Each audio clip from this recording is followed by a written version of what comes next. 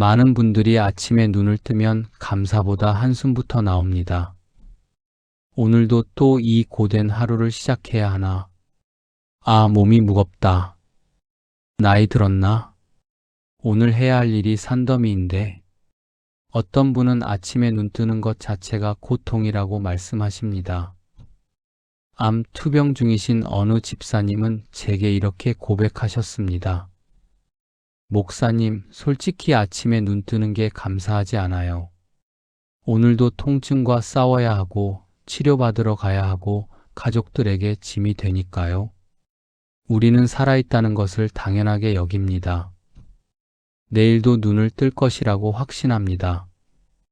하지만 성경은 다르게 말씀하십니다. 시편 118편 24절은 이렇게 선포합니다. 이것이 여호와께서 정하신 날이라 이날에 우리가 즐거워하며 기뻐하리로다. 또한 예레미야애가 3장 23절은 이렇게 고백합니다. 주의 인자하심이 아침마다 새로우니 주의 성실하심이 크시도소이다. 시편 118편은 이스라엘 백성이 바벨론 포로 생활에서 돌아온 후 부른 찬양입니다. 70년간의 포로 생활, 그 긴 세월 동안 얼마나 많은 사람들이 죽어갔습니까? 얼마나 많은 사람들이 고향 땅을 밟지 못하고 눈을 감았습니까? 그런데 살아서 돌아온 사람들은 고백합니다. 이것이 여호와께서 정하신 날이라. 오늘이라는 이 날은 우연이 아닙니다. 당신이 오늘 아침 눈을 뜬 것은 당연한 게 아닙니다. 그것은 하나님께서 정하신 것입니다. 예레미야애가는 예루살렘이 완전히 파괴되고 모든 것을 잃은 절망의 순간에 쓰여진 글입니다. 그런데도 예레미야는 고백합니다. 주의 인자하심이 아침마다 새롭다. 가장 어두운 순간에도, 가장 절망적인 상황에도 아침은 새로운 하나님의 은혜입니다. 당신이 오늘 숨 쉬고 있다는 것, 이것이 바로 하나님의 새로운 인자하심입니다. 그렇다면 이 말씀을 어떻게 우리 삶에 적용할 수 있을까요? 아침에 눈을 뜨면 이불에서 일어나기 전에 이렇게 기도하십시오. 하나님 아버지, 오늘도 살아있게 하시니 감사합니다. 단 한 문장이면 됩니다. 그리고 잠깐 생각해 보십시오. 어젯밤 잠든 수천만 명 중에 오늘 아침 눈을 뜨지 못한 사람이 얼마나 많을까요? 통계청 자료에 따르면 한국에서는 하루 평균 850명이 사망합니다. 그 850명은 어제 아침에도 눈을 떴습니다. 오늘 일과를 계획했습니다. 하지만 오늘 아침은 오지 않았습니다. 그런데 당신은 눈을 떴습니다. 이것이 우연입니까? 이것이 하나님의 선택입니다. 부산에 사시는 67세 이영희 집사님의 이야기를 들려드리겠습니다. 2021년 4월 집사님은 급성 심근경색으로 쓰러지셨습니다. 응급실에서 5시간 동안 수술을 받으셨고 의사는 말했습니다. 10분만 늦었어도 위험했습니다. 기적적으로 살아나셨습니다. 집사님은 그날 이후 완전히 달라지셨습니다. 매일 아침 눈을 뜨면 가장 먼저 이렇게 기도하신답니다. 주님, 오늘도 제게 생명을 주시니 감사합니다. 이 하루는 보너스입니다. 이 하루를 주님께 드립니다. 집사님은 제게 이렇게 말씀하셨습니다. 목사님, 죽다 살아나니까 모든 게 감사더라고요. 아침에 눈 뜨는 것, 숨 쉬는 것, 걷는 것, 밥 먹는 것, 모든 게 선물이에요. 전에는 당연하게 여겼는데 이젠 모든 게 기적이에요. 그 후 3년이 지났습니다. 집사님은 지금 교회에서 새벽 기도회를 가장 열심히 나오시는 분이 되셨습니다. 아침마다 감사 기도를 드리는 것으로 하루를 시작하십니다. 그리고 놀라운 일이 일어났습니다. 전에는 우울증으로 고생하셨는데 이제는 완전히 나으셨습니다. 전에는 자식들과 갈등이 많았는데 이제는 관계가 회복되었습니다. 전에는 교회 봉사도 억지로 하셨는데 이제는 기쁨으로 섬기십니다. 무엇이 바뀐 겁니까? 아침에 감사로 시작하는 것, 단 그것 하나가 인생을 바꿨습니다. 최근에 집사님께서 제게 이렇게 간증하셨습니다. 목사님, 아침에 감사로 시작하니까 하루 종일 감사한 일이 보여요. 전에는 불평할 일만 보였는데 이젠 감사할 일이 보여요. 같은 하루인데 완전히 다른 하루예요. 사랑하는 여러분, 지금 저와 함께 이렇게 기도해 보시겠습니까? 하나님 아버지, 오늘 아침 다시 눈을 뜨게 하시니 감사합니다. 이것은 제가 당연히 누릴 권리가 아니라 하나님께서 주신 선물임을 고백합니다. 주의 인자하심이 아침마다 새로우니 주의 성실하심이 크시도소이다. 오늘 이 하루를 주님께 드립니다. 오늘 하루도 감사함으로 살아가게 하시고 주님이 주신 생명을 귀하게 여기며 살게 하소서. 이 날은 주님께서 정하신 날이므로 이 날에 즐거워하며 기뻐하겠습니다. 예수님의 이름으로 기도합니다. 아멘. 이 기도를 내일 아침부터 드려보십시오. 침대에서 일어나기 전 단 30초면 됩니다. 그러면 여러분의 하루가 달라지기 시작할 것입니다. 대부분의 사람들은 하루를 자기 계획대로 살아갑니다. 아침에 일어나면 오늘 할 일을 정리하고 일정을 확인하고 계획을 세웁니다. 물론 이것은 중요합니다. 하지만 문제가 있습니다. 우리는 우리 계획만 생각하지 하나님의 계획은 물어보지 않습니다. 오늘 하루 어떻게 보내면 좋을까? 하고 스스로 결정합니다. 오늘 하루 주님이 원하시는 것이 무엇일까? 하고 물어보지 않습니다. 서울에 사시는 한 권사님이 제게 이렇게 고백하셨습니다. 목사님, 저는 아침마다 하루 계획을 빽빽하게 세워요. 그런데 계획대로 안 되면 너무 화가 나요. 사람들이 제 계획을 방해하는 것 같아요. 왜 제 하루는 제가 원하는 대로 안 될까요? 이것이 우리의 모습 아닙니까? 내 계획, 내 뜻, 내 생각대로 하루를 채우고 그게 안 되면 짜증나고 불평합니다. 하나님께 물어본 적이 없으면서 말입니다. 잠언 3장 5절에서 6절은 이렇게 말씀합니다.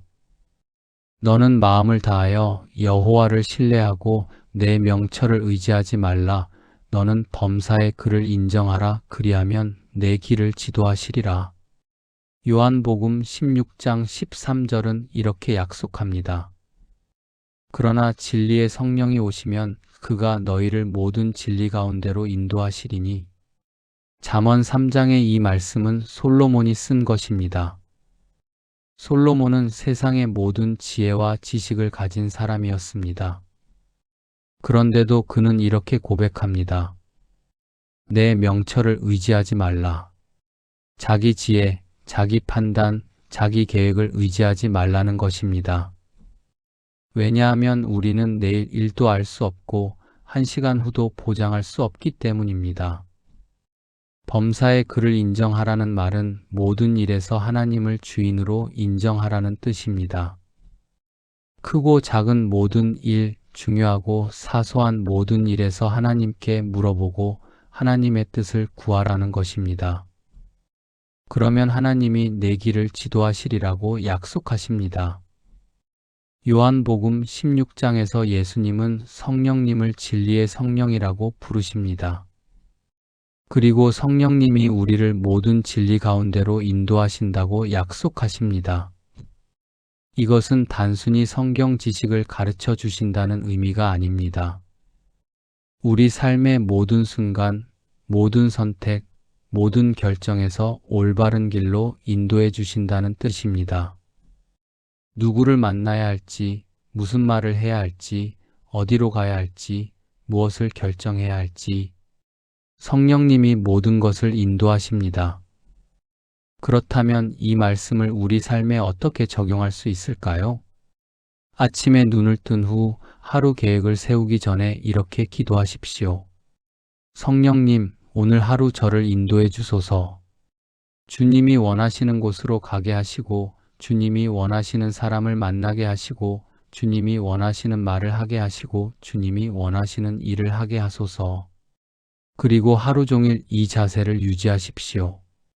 중요한 결정을 내리기 전에 주님, 이것이 맞습니까? 하고 물어보십시오. 누군가를 만나기 전에 주님, 이 사람에게 무슨 말을 하기 원하십니까? 하고 물어보십시오. 하루 일과 중에 예상치 못한 일이 생기면 주님, 이것도 주님의 계획입니까? 하고 물어보십시오. 처음엔 어색할 수 있습니다. 하지만 계속하다 보면 성령님의 음성을 듣게 됩니다. 어떤 때는 마음에 평안이 오고 어떤 때는 마음이 불편해집니다. 어떤 때는 생각이 바뀌고 어떤 때는 계획이 달라집니다.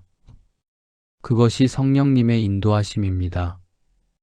대전에 사시는 52세 박민수 집사님의 이야기를 들려드리겠습니다. 집사님은 중소기업 영업팀장으로 일하고 계십니다. 2020년 코로나 시기 회사 사정이 어려워져서 직원 몇 명을 해고해야 하는 상황이 왔습니다. 사장님은 집사님께 리스트를 만들어 오라고 했습니다. 집사님은 밤잠을 이루지 못했습니다. 누구를 내보내야 하지? 김 대리는 능력은 부족하지만 가족이 많아. 이 대리는 능력은 있지만 태도가. 머리로는 판단이 서지 않았습니다. 그날 새벽 집사님은 무릎을 꿇었습니다. 주님, 제 지혜로는 이 결정을 할 수 없습니다.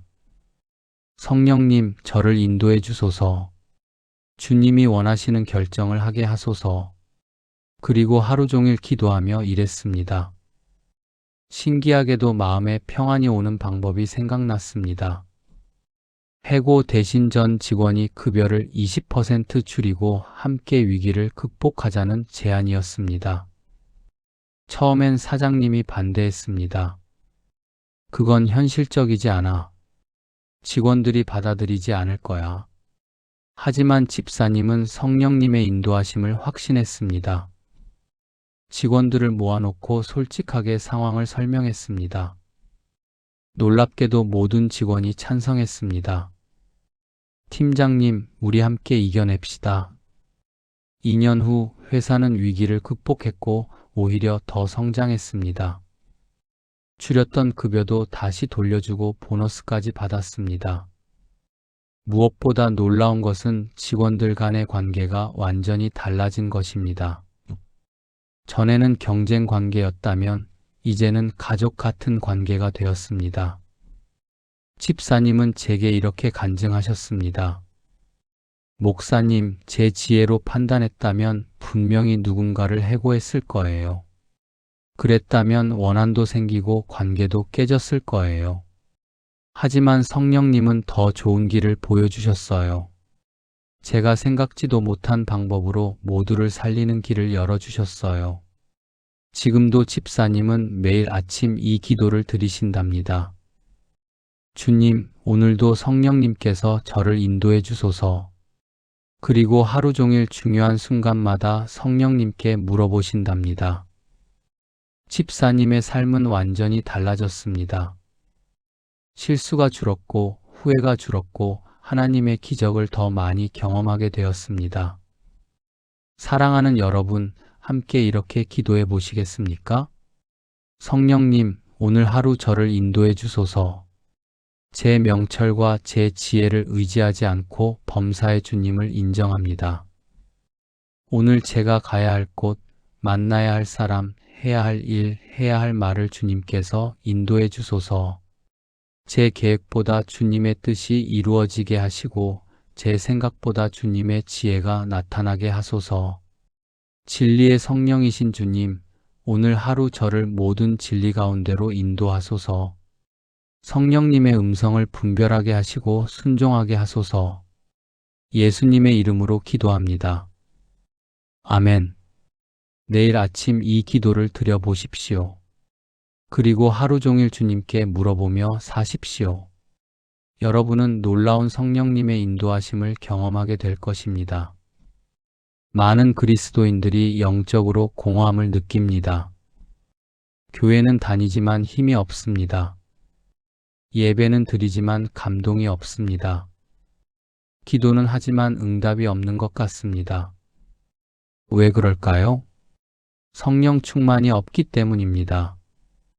성령님은 우리 안에 계시지만 우리를 채우고 계시지 않습니다. 마치 전원이 꺼진 전자기기와 같습니다. 기계는 있지만 작동하지 않습니다. 인천에 사시는 한 집사님이 제게 이렇게 고백하셨습니다. 목사님, 저는 20년 넘게 신앙생활을 했는데 여전히 힘이 없어요. 말씀을 읽어도 은혜가 없고 기도해도 무감각하고 봉사에도 기쁨이 없어요. 저는 왜 이럴까요? 이 집사님만의 문제가 아닙니다. 많은 신자들이 성령님과 함께 살지 않고 성령님 없이 신앙생활을 하려고 합니다. 그것은 마치 물 없이 수영하려는 것과 같습니다. 산소 없이 숨 쉬려는 것과 같습니다. 불가능합니다. 에베소서 5장 18절에서 바울은 이렇게 명령합니다. 술 취하지 말라 이는 방탕한 것이니 오직 성령으로 충만함을 받으라. 요한복음 20장 22절에서 예수님은 명령하십니다. 너희는 성령을 받으라. 에베소서 5장 18절에서 바울은 술 취하지 말라고 먼저 말합니다. 왜 술을 예로 든 걸까요? 술에 취하면 그 사람의 행동, 말, 판단이 모두 술에 의해 지배되기 때문입니다. 술이 그 사람을 채우고 조종하고 움직입니다. 바울은 말합니다. 술이 아니라 성령님이 당신을 채우고 조종하고 움직이게 하라고 말입니다. 충만함을 받으라는 헬라어 원문은 현재 명령형입니다. 이것은 단 한 번의 경험이 아니라 계속해서 반복해서 매일 채워져야 한다는 의미입니다. 마치 휴대폰 배터리처럼 매일 충전해야 합니다. 한 번 충전했다고 평생 가는 배터리는 없습니다. 성령 충만도 마찬가지입니다. 어제 충만했다고 오늘 자동으로 충만한 것이 아닙니다. 매일 새롭게 채워져야 합니다. 요한복음 20장에서 예수님은 부활하신 후 제자들에게 나타나셔서 성령을 받으라고 명령하십니다. 이것은 명령입니다. 선택사항이 아닙니다. 받아도 되고 안 받아도 되고가 아닙니다. 그리스도인이라면 반드시 성령을 받아야 하고 성령으로 충만해야 합니다. 그것이 정상적인 신앙생활입니다. 그렇다면 이를 어떻게 우리 삶에 적용할 수 있을까요? 아침에 눈을 뜬 후 성령 충만을 위해 구체적으로 기도하십시오. 성령님, 오늘 저를 성령으로 충만하게 채워주소서. 제 마음, 제 생각, 제 입술, 제 행동, 제 하루 전체를 성령님으로 가득 채워주소서. 그리고 하루 종일 성령님을 의식하며 사십시오. 중요한 것은 성령 충만은 감정이 아니라는 것입니다. 어떤 사람들은 성령 충만을 특별한 감정이나 체험으로 생각합니다. 물론 그런 경우도 있습니다. 하지만 더 중요한 것은 성령님의 열매입니다. 사랑, 희락, 화평, 오래 참음, 자비, 양선, 충성, 온유, 절제. 이것들이 내 삶에 나타나는가? 이것이 진짜 성령 충만입니다. 성령 충만한 사람은 화를 잘 내지 않습니다. 성령 충만한 사람은 불평하지 않습니다. 성령 충만한 사람은 사랑이 넘칩니다. 성령 충만한 사람은 기쁨이 있습니다. 오늘 하루를 점검해 보십시오. 내가 성령으로 충만했는가? 아니면 내 감정으로, 내 생각으로, 내 의지로 하루를 살았는가? 광주에 사시는 38세 최수진 권사님의 이야기를 들려드리겠습니다. 권사님은 직장 생활과 육아를 병행하는 워킹맘입니다. 2019년 권사님은 완전히 지쳐 있었습니다. 아침 6시에 일어나서 아이들 아침 준비하고 출근해서 밤 7시까지 일하고 퇴근해서 저녁 준비하고 아이들 재우고 나면 밤 11시.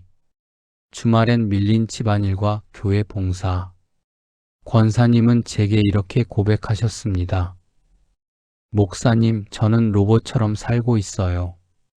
기계적으로 움직이고 의무적으로 하고 아무 감정 없이 살아요. 남편한테도 짜증나고 아이들한테도 화내고 교회 봉사도 지미해요. 이게 신앙생활인가요? 권사님은 우울증 진단까지 받으셨습니다. 그해 여름 권사님은 부흥회에 참석하셨습니다. 강사 목사님이 이렇게 말씀하셨답니다. 여러분, 성령 충만은 특별한 사람만 경험하는 게 아닙니다. 매일 아침 성령 충만을 구하십시오. 그러면 하나님이 채워주십니다. 권사님은 그날 밤 무릎을 꿇었습니다. 주님, 저는 너무 지쳤어요. 제 힘으로는 못 살겠어요. 성령님, 저를 채워주세요.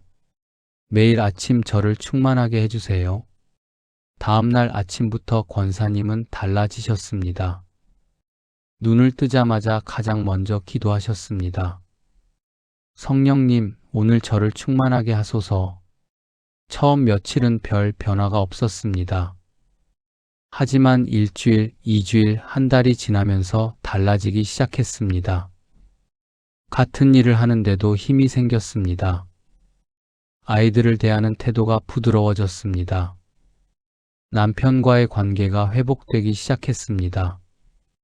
교회 봉사가 짐이 아니라 기쁨이 되었습니다. 권사님은 제게 이렇게 간증하셨습니다. 목사님, 제 환경은 하나도 안 바뀌었어요. 여전히 바쁘고 여전히 일은 많아요. 그런데 제가 달라졌어요. 제 안에 힘이 생겼어요. 이전엔 제 힘으로 살았는데 이젠 성령님의 힘으로 살아요. 같은 일인데 완전히 달라요. 6개월 후 권사님의 우울증은 완전히 나았습니다. 병원에서도 놀랐답니다. 약도 안 먹고 어떻게 이렇게 좋아지셨어요? 권사님은 대답하셨답니다. 저는 매일 아침 성령님으로 충만함을 받거든요. 지금도 권사님은 매일 아침 이 기도를 빠뜨리지 않으신답니다. 그리고 하루 종일 성령님의 힘으로 사신답니다. 권사님의 얼굴엔 늘 기쁨이 넘칩니다. 함께 기도하시겠습니까? 성령님, 오늘 저를 성령으로 충만하게 채워주소서. 제 마음을, 제 생각을, 제 입술을, 제 손을, 제 발걸음을 성령님으로 가득 채워주소서. 오늘 하루 제가 아니라 성령님이 저를 주관하게 하소서. 제 힘이 아니라 성령님의 능력으로 살게 하소서. 제 감정이 아니라 성령님의 열매가 나타나게 하소서. 사랑과 희락과 화평과 오래 참음과 자비와 양선과 충성과 온유와 절제가 제 삶에 풍성하게 하소서. 성령 충만함을 받아 오늘 하루를 살아가게 하소서. 예수님의 이름으로 기도합니다. 아멘. 이 기도를 매일 아침 드리십시오. 그러면 여러분은 성령의 능력으로 하루를 살아가게 될 것입니다. 우리는 매일 영적 전쟁터에서 살고 있습니다. 보이는 적만 있는 게 아닙니다. 보이지 않는 영적인 적들이 우리를 공격합니다. 에베소서 6장 12절은 이렇게 말씀합니다. 우리의 씨름은 혈과 육을 상대하는 것이 아니요 통치자들과 권세들과 이 어둠의 세상 주관자들과 하늘에 있는 악의 영들을 상대함이라.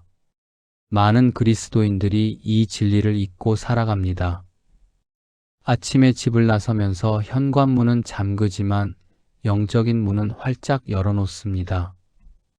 돈은 조심해서 관리하지만 마음은 아무렇게나 방치합니다. 건강은 챙기지만 영혼은 돌보지 않습니다. 수원에 사시는 한 집사님이 제게 이렇게 고백하셨습니다. 목사님, 요즘 제가 이상해요. 화가 많이 나고 불안하고 두렵고 잠도 잘 안 오고. 제가 왜 이럴까요? 영적 공격을 받고 계신 겁니다. 하지만 대부분의 사람들은 이것을 스트레스나 피로로 생각합니다. 영적인 문제를 육신의 문제로 착각합니다. 우리에겐 보호가 필요합니다. 영적인 보호가 필요합니다. 디모데후서 4장 18절에서 바울은 고백합니다. 주께서 나를 모든 악한 일에서 건져내시고 또 그의 천국에 들어가도록 구원하시리니.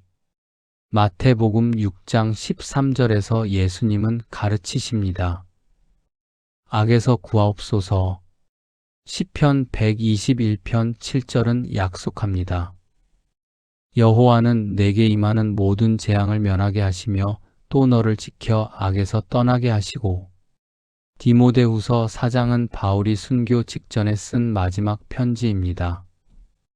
바울은 평생 수많은 고난과 핍박을 경험했습니다. 감옥에 갇히고 매 맞고 돌에 맞고 난파당하고. 그런데도 바울은 고백합니다. 주께서 나를 모든 악한 일에서 건져내셨다. 바울은 고난이 없었던 게 아닙니다. 하지만 그 모든 고난 가운데서 하나님이 지켜주셨습니다. 악이 바울을 완전히 삼키지 못하게 하셨습니다. 주기도문에서 예수님은 우리에게 기도하라고 가르치십니다. 악에서 구하옵소서.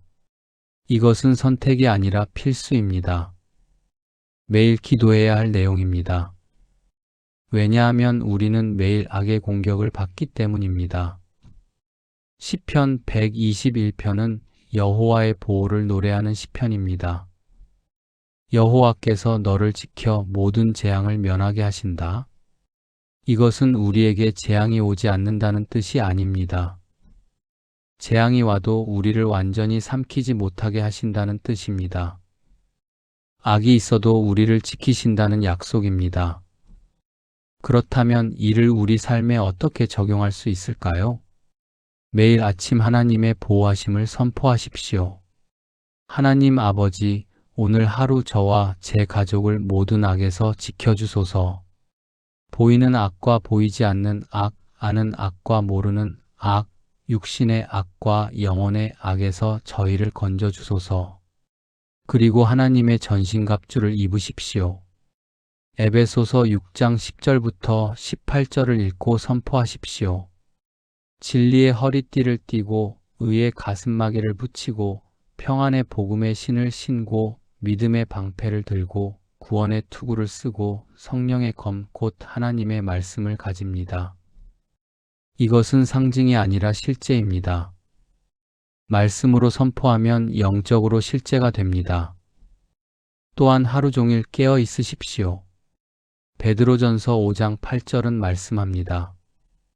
근신하라 깨어라 너희 대적 마귀가 우는 사자 같이 두루 다니며 삼킬 자를 찾나니. 악은 우리가 방심할 때 공격합니다. 피곤할 때, 화날 때, 낙심할 때, 교만할 때, 그럴 때일수록 더욱 깨어 기도하십시오. 청주에 사시는 45세 김영호 집사님의 이야기를 들려드리겠습니다. 집사님은 자영업으로 작은 식당을 운영하고 계십니다. 2018년 집사님의 식당은 장사가 잘 되었습니다.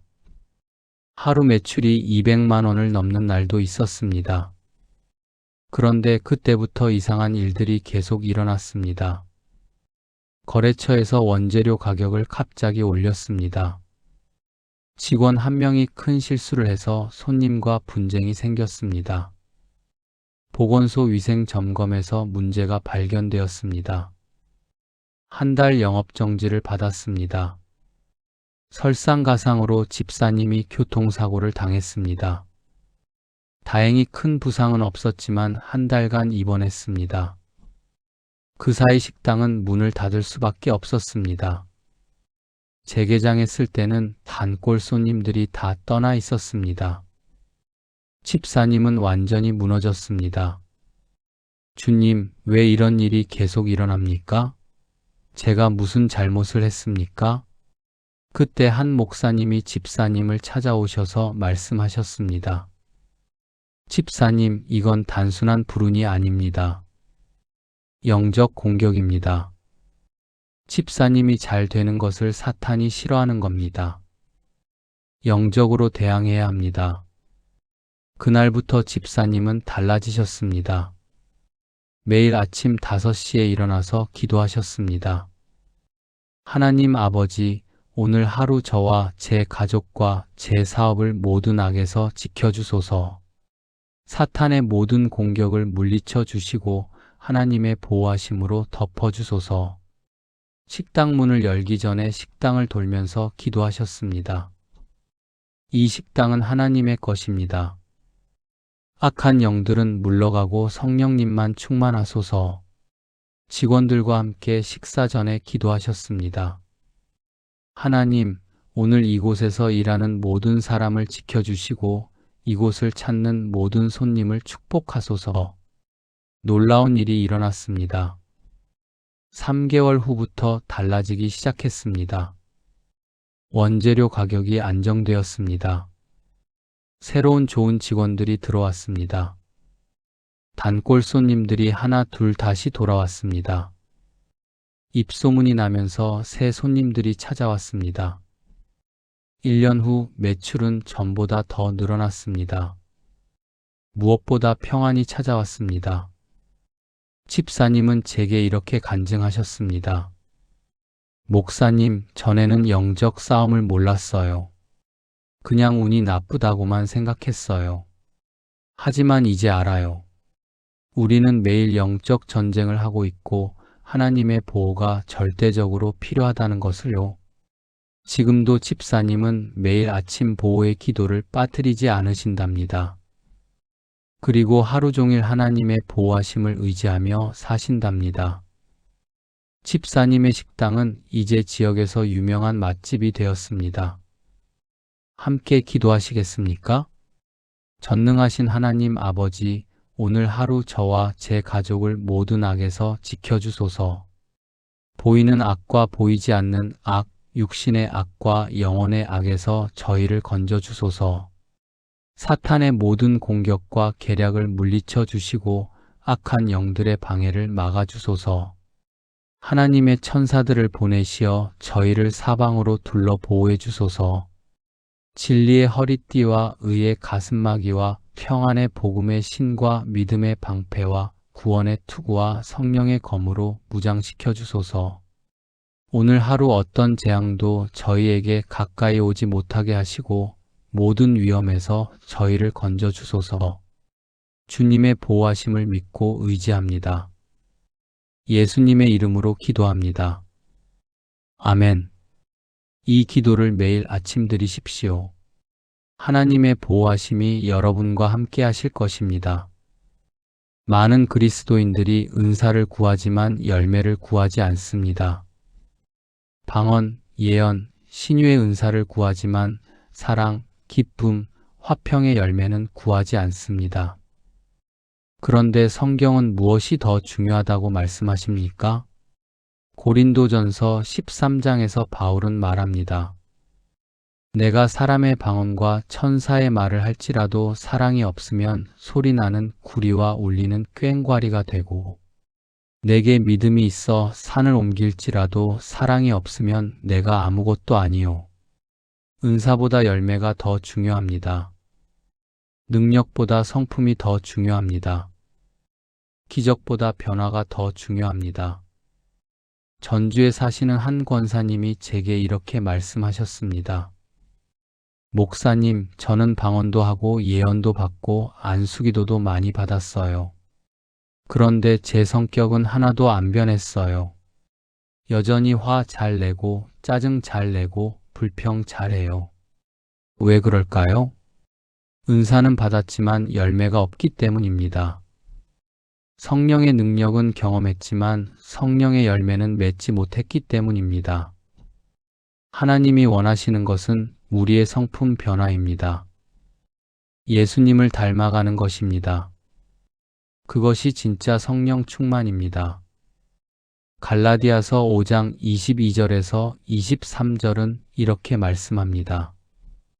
오직 성령의 열매는 사랑과 희락과 화평과 오래 참음과 자비와 양선과 충성과 온유와 절제니 이 같은 것을 금지할 법이 없느니라. 요한복음 15장 8절에서 예수님은 말씀하십니다. 너희가 열매를 많이 맺으면 내 아버지께서 영광을 받으실 것이요 너희는 내 제자가 되리라. 갈라디아서 5장에서 바울은 육체의 일과 성령의 열매를 대조합니다. 육체의 일은 음행, 더러운 것, 호색, 우상 숭배, 주술, 원수 맺는 것, 분쟁, 시기, 분냄, 당 짓는 것, 분열함, 이단, 투기, 술 취함. 이것들은 노력하지 않아도 자동으로 나옵니다. 우리의 본성이기 때문입니다. 하지만 성령의 열매는 다릅니다. 사랑, 희락, 화평, 오래 참음, 자비, 양선, 충성, 온유, 절제.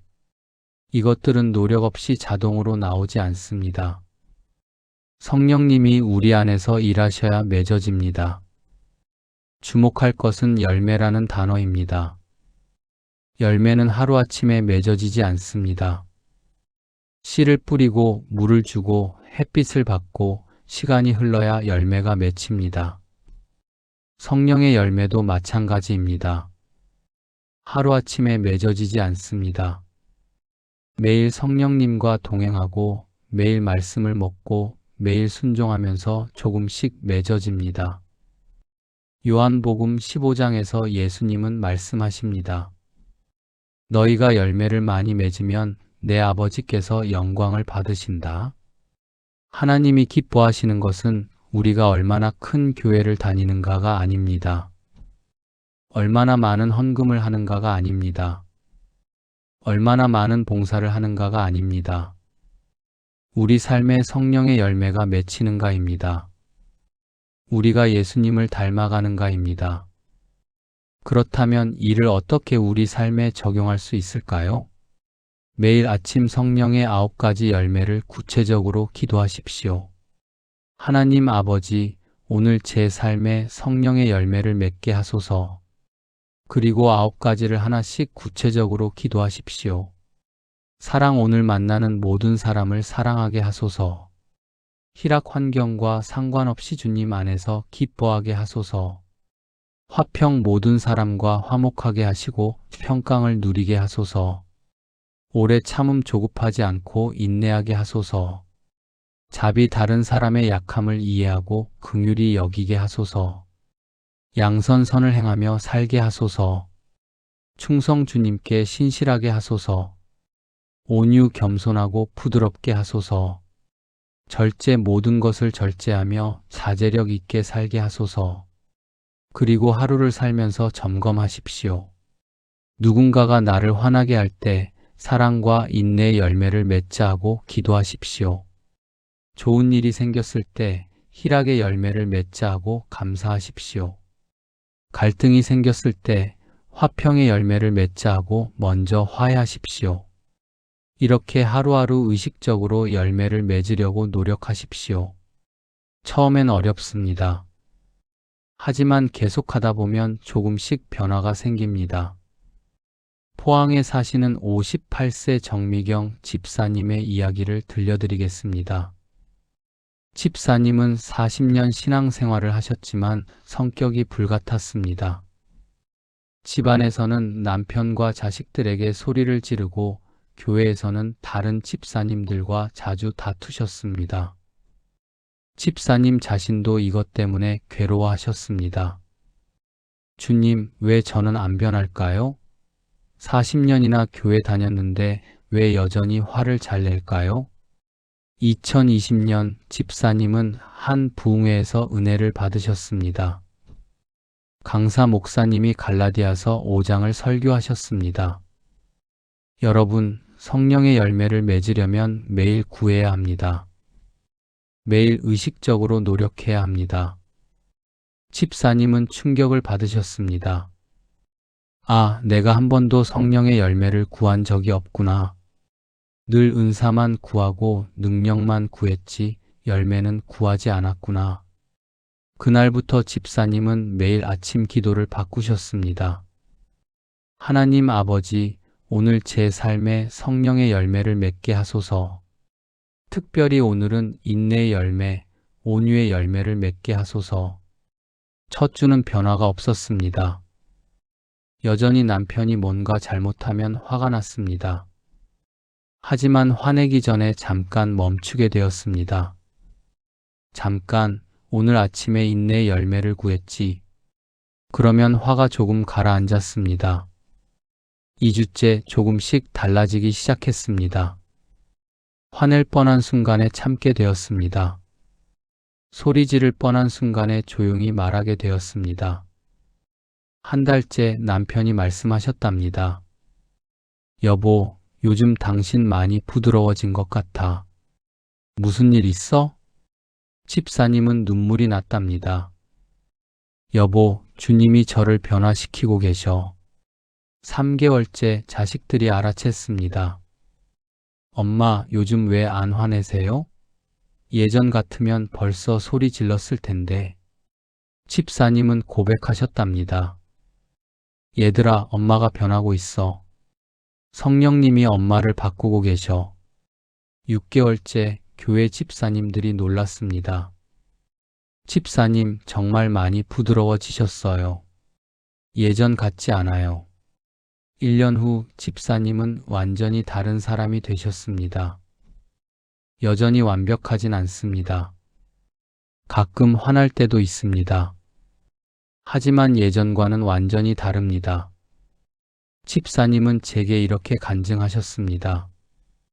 목사님, 40년 동안 교회 다니면서 기적도 많이 받고 은혜도 많이 받았어요. 하지만 제 성격은 안 변했어요. 그런데 매일 성령의 열매를 구하기 시작하니까 달라지기 시작했어요. 이게 진짜 기적이에요. 저 같은 사람이 변했으니까요.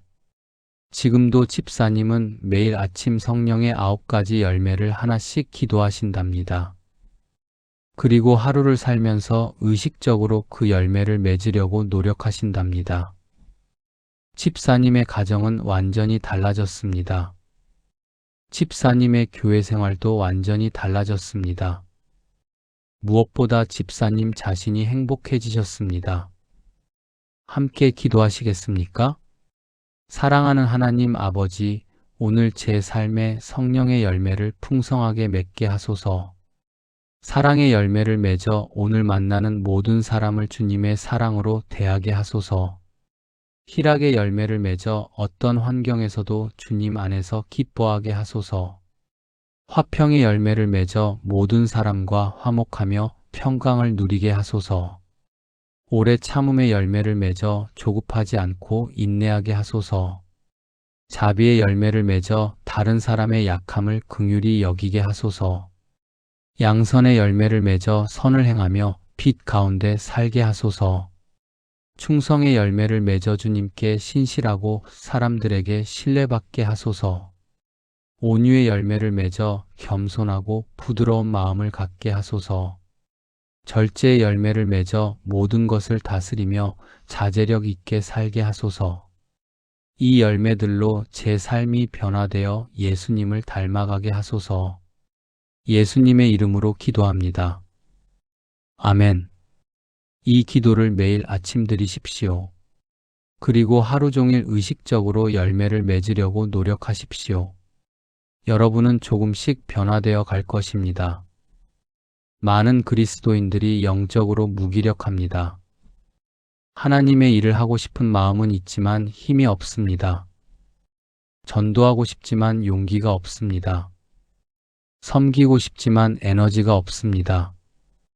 기도하고 싶지만 집중이 안 됩니다. 말씀을 읽고 싶지만 이해가 안 됩니다. 왜 그럴까요? 성령의 능력이 없기 때문입니다. 우리는 우리 힘으로 하나님의 일을 하려고 합니다. 인간의 열심으로 하나님의 일을 이루려고 합니다. 그것은 불가능합니다. 마치 휘발유 없이 자동차를 움직이려는 것과 같습니다. 전기 없이 컴퓨터를 작동시키려는 것과 같습니다. 울산에 사시는 한 집사님이 제게 이렇게 고백하셨습니다. 목사님, 저는 교회에서 여러 가지 봉사를 하는데요. 늘 지쳐요. 억지로 하는 것 같아요. 기쁨이 없어요. 이게 맞나요? 우리 힘으로 하니까 지치는 겁니다. 우리 능력으로 하니까 힘든 겁니다. 성령의 능력이 필요합니다. 하나님의 능력이 필요합니다. 사도행전 1장 8절에서 예수님은 약속하십니다.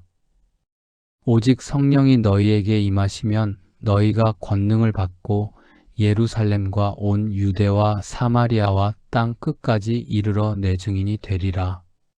고린도전서 15장 10절에서 바울은 고백합니다. 나의 나 된 것은 하나님의 은혜로 된 것이니 내게 주신 그의 은혜가 헛되지 아니하여 내가 모든 사도보다 더 많이 수고하였으나 내가 한 것이 아니요 오직 나와 함께 하신 하나님의 은혜로라. 사도행전 1장은 예수님이 승천하시기 전 마지막으로 제자들에게 하신 말씀입니다. 제자들은 3년 동안 예수님과 함께 다녔습니다. 예수님의 모든 가르침을 들었고 모든 기적을 봤습니다. 부활하신 예수님도 만났습니다. 이제 준비됐습니까? 아닙니다. 예수님은 말씀하십니다. 예루살렘을 떠나지 말고 기다리라. 무엇을 기다리라는 겁니까? 성령이 임하실 것을 기다리라. 왜냐하면 성령의 능력 없이는 아무것도 할 수 없기 때문입니다. 성령이 너희에게 임하시면 너희가 권능을 받고, 권능은 헬라어로 두나미스입니다. 다이너마이트의 어원이 되는 단어입니다. 폭발적인 힘, 초자연적인 능력을 의미합니다. 이 능력이 있어야 증인이 될 수 있습니다. 이 능력이 있어야 하나님의 일을 할 수 있습니다. 고린도전서 15장에서 바울은 고백합니다. 내가 모든 사도보다 더 많이 수고했다. 바울은 실제로 엄청난 일을 했습니다. 수많은 도시에 교회를 세웠고 수많은 사람을 전도했고 수많은 편지를 썼습니다. 그런데 바울은 말합니다. 내가 한 것이 아니다. 나와 함께 하신 하나님의 은혜로 한 것이다. 바울의 능력이 아니라 하나님의 능력이었습니다. 바울의 수고가 아니라 하나님의 수고였습니다. 우리도 마찬가지입니다. 우리가 하는 게 아닙니다. 하나님이 우리를 통해 하시는 것입니다. 그렇다면 이를 우리 삶에 어떻게 적용할 수 있을까요? 매일 아침 하나님의 능력을 구하십시오. 하나님 아버지, 오늘 하루 제게 성령의 능력을 주소서. 제 힘이 아니라 주님의 능력으로 살게 하시고 제 지혜가 아니라 주님의 지혜로 일하게 하소서. 그리고 하루 종일 이것을 기억하십시오. 일할 때 주님, 이 일을 제가 하는 게 아니라 주님이 하시는 것입니다 하고 고백하십시오. 전도할 때 주님, 제 말이 아니라 주님의 말씀이 선포되게 하소서 하고 기도하십시오. 섬길 때 주님, 제 수고가 아니라 주님의 사랑이 나타나게 하소서 하고 선포하십시오. 기도할 때 주님, 제 기도가 아니라 성령님이 기도하게 하소서 하고 의지하십시오. 이렇게 하면 놀라운 일이 일어납니다. 지치지 않습니다. 우리 힘으로 하는 게 아니라 하나님의 힘으로 하니까요. 포기하지 않습니다. 우리 의지가 아니라 하나님의 의지로 하니까요. 열매가 맺힙니다. 우리 능력이 아니라 하나님의 능력으로 하니까요. 제주도에 사시는 63세 강석희 장로님의 이야기를 들려드리겠습니다. 장로님은 30년간 교회에서 충성스럽게 섬기셨습니다. 교회 재정을 관리하시고 건축위원장도 하시고 여러 직분을 감당하셨습니다. 그런데 60세가 되던 해 장로님은 완전히 지치셨습니다. 몸도 지치고 마음도 지쳤습니다. 주님, 이제 그만하고 싶습니다. 30년 했으면 됐지 않습니까? 은퇴를 생각하셨습니다. 모든 직분을 내려놓으려고 하셨습니다. 그때 목사님이 장로님을 따로 부르셨습니다. 장로님, 지금까지 수고 많으셨습니다. 그런데 한 가지 물어보겠습니다. 장로님은 장로님 힘으로 섬기셨습니까? 하나님의 능력으로 섬기셨습니까? 장로님은 깜짝 놀라셨습니다. 생각해보니 장로님 힘으로 섬기고 계셨습니다. 장로님 열심으로, 장로님 노력으로, 장로님 능력으로. 그러니까 지칠 수밖에 없었습니다. 목사님이 말씀하셨습니다. 장로님, 앞으로 10년만 하나님의 능력으로 섬겨 보시겠습니까? 매일 아침 하나님의 능력을 구하면서 말입니다. 장로님은 도전을 받으셨습니다. 그날부터 장로님은 달라지셨습니다. 매일 새벽 5시에 일어나서 기도실로 가셨습니다.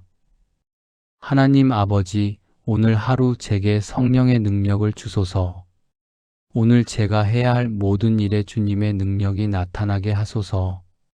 제 힘이 아니라 주님의 힘으로 섬기게 하소서. 그리고 교회 일을 할 때마다 이렇게 고백하셨습니다. 주님, 이 일은 제가 하는 게 아닙니다.